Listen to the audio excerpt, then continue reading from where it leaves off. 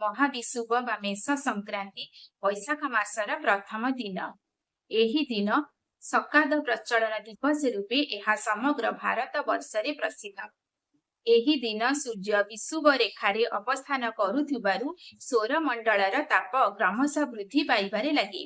एही दिन देवदेवी मंदिर मानकरे पणा सहित छतुआ भोग लागि करिवार विधि चली आसुछि। निजे पणा पीबा एवं ब्राह्मण एवं साही पड़िशारे पणा बांटिबा एही पर्वर गोटे प्रधान विधि।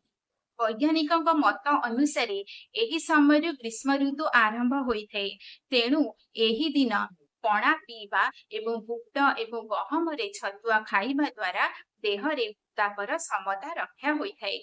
एही दिन ठारू पथिक मानकु जल छत्र व्यवस्था केही केही करिथांती।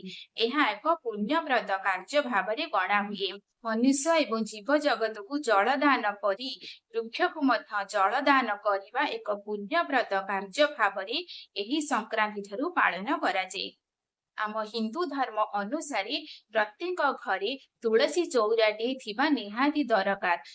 कुहाजे जहा घरे तुलसी गछ बा चौरा नाही ता घर श्मशान तुल्य। महाविषुव संक्रांति बा पणा संक्रांति ठारू तुलसी गछ उपरे झामुड़िया करी ताकु छाई देबा जलघट स्थापन करिवार विधि चली आसुछि।